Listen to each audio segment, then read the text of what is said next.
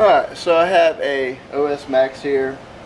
It's the FS52S, and it has been sitting in a garage for about 16 years. So I was very curious if it actually fire up.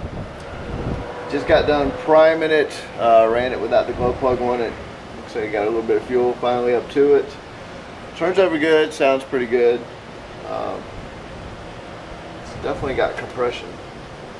Got some decent compression, but OS Max, they've always made pretty good products, so I was just curious if it actually fire up, so let's see what we got. 16 years. Ooh, almost.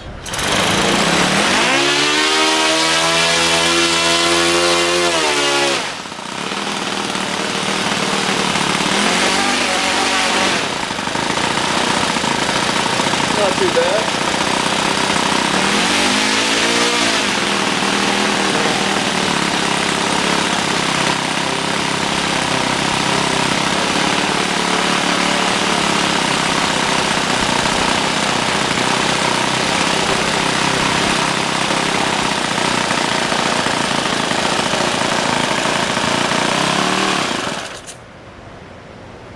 Huh, 16 years.